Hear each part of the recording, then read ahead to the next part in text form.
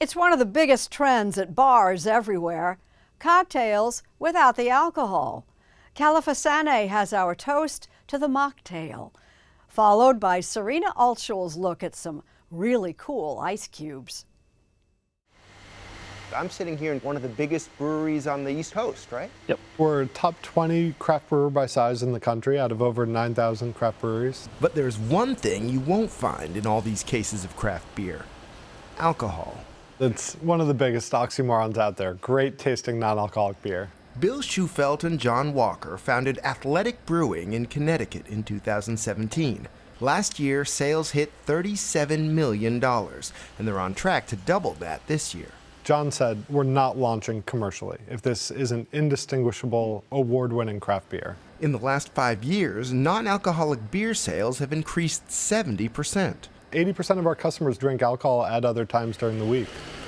Is this pretty similar to what a full alcohol brewery would be doing? 100%, all the same. What we do is traditional brewing through and through. We tweak a degree here, a degree there, but we wind up at a fully fermented product that is under 0.5%. This is not bad. Eric Asimov is the chief wine critic at the New York Times.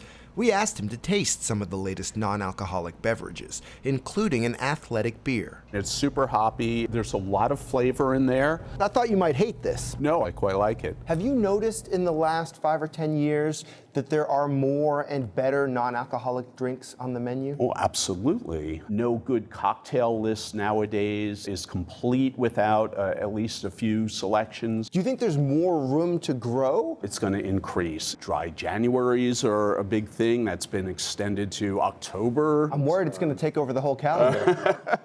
With some people, it is. You have people thinking intently about their health and deciding maybe that alcohol consumption is not a great thing. We're going to do some day drinking without the booze. Cameron Winkleman is head bartender at Manhattan in New York City. One of the country's foremost wine experts. Are you feeling skeptical? A little bit, yes. This is Pinot Noir that's been de-alcoholized and carbonated. If you were to drink a good sparkling wine that's made naturally, the bubbles would be cascading all over the mouth. And this feels more like a soft drink. That's if you compare it to wine. If we're comparing it to other non-alcoholic wines, Right. I think this is a really good effort. It's not overwhelmingly sweet.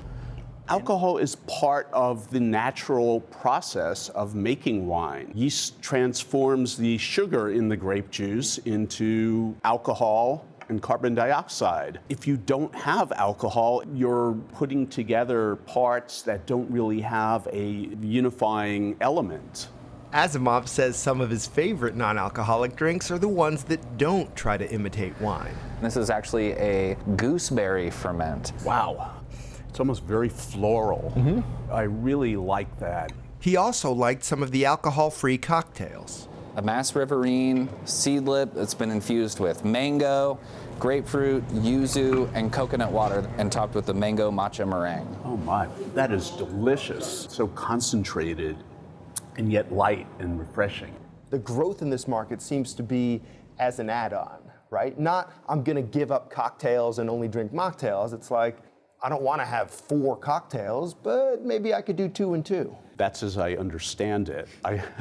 It's not my personal experience, I confess. What's your personal experience? I just drink less. But that's not really the American way. The American way is, let me figure out a way to consume even more. If I don't want an alcoholic beverage, my tendency, except for a cocktail, is to drink water. Water? Yeah. Now I've heard everything. I love water.